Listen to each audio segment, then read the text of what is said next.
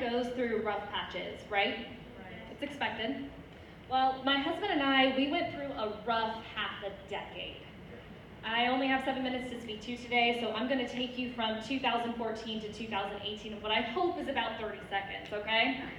Okay, so in 2014, we found out that our unborn son had Down syndrome. We feel very, very differently about Down syndrome today, but at the time, we didn't know what we didn't know, and we were devastated. The next year, that same son had open heart surgery. The year after that, we had a miscarriage. Soon after the miscarriage, we got pregnant again. Everything looked good. We told family and friends about the pregnancy, and 2 days after we announced it, doctors found out something was seriously wrong with our new unborn son. His stomach was nearly twice the size of his head. After weeks of grueling testing and waiting, they finally diagnosed him with posterior urethral valves, which is a very serious and sometimes fatal condition. I had to move to Houston, to the Ronald McDonald House, so that doctors could perform a fetal intervention surgery on him while I was in labor. And then he spent the first 10 days of his life in the NICU. And we were frequent flyers at the hospital for the first year of his life. So, my talk today is going to be a lot of fun. I want to talk to you about grieving well and grieving well together. I forgot to mention that the same son that had the posterior urethral valves, just for an added bonus, also had bilateral clubbed feet. And one day we took him to church, and a man approached me and wanted to know why he had full leg cast on. And I said, oh, well, he has clubbed feet, and he has kidney issues and urological issues, so we're at the doctor a lot. And he said to me, oh, with a wave of his hand, oh, you're blessed, you're blessed, you're blessed.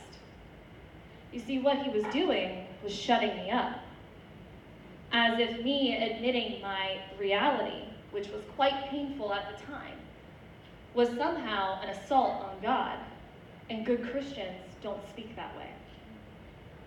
I want you to look at Psalm 13. Verse 1 through 4 says this: How long, Lord, will you forget me forever? Look on me and answer, Lord my God. Give light to my eyes, or I will sleep in death. Did you know that more than half of the Psalms are laments like this one? But we don't like to read these, we don't like to talk about these, or hear the preacher talk about these on Sunday, because we are in an American culture and in a church culture that wants and expects us to go from positive to positive. Everything happens for a reason. It'll all work out. God's good. You're blessed. We are so guilty of toxic positivity because sometimes things are just dark.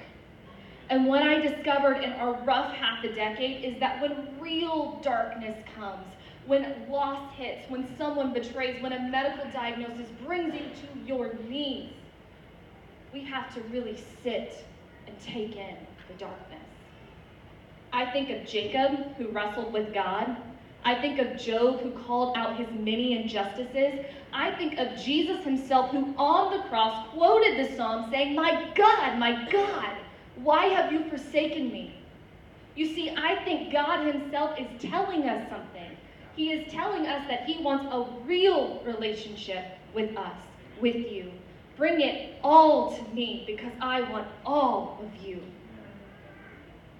The way that I have seen God in the darkness is by bringing him my most unimaginable thoughts. By asking him, really? Why is this happening again? If you're really good, couldn't you have stepped in this time? And it may not have changed my circumstances, but the more I threw at him, the more I started to see him again. Walter Brueggemann says this about the Psalms. He says, because the one has promised to be in the darkness with us, we find the darkness strangely transformed, not by the power of easy light, but by the power of relentless solidarity. God himself is not the darkness, but he is in it with us. And if we give him all of us, he uses our pain and integrates it into our lives in a way that transforms us. Because look here, the last part of Psalm 13 says this: But I trust in your unfailing love. I will sing the Lord's praise, for he has been good to me. One of the ways we get to this transforming hope, one of the ways we find our way out of the darkness is by giving our all over to God. But then there's this piece, church. We know through Scripture that one of the primary ways God acts in the world is through us, his people.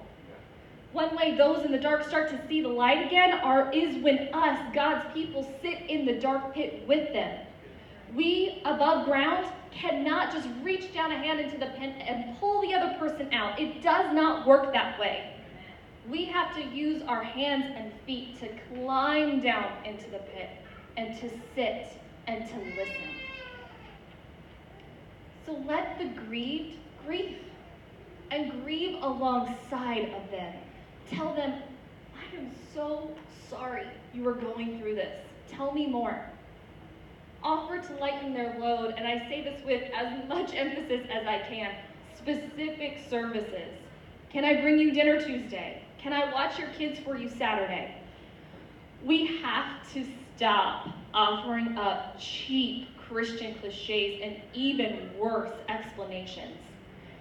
We have to stop telling our hurting friends and our hurting family that they are blessed or to look on the bright side, because I can tell you from experience that only leads to more hurt.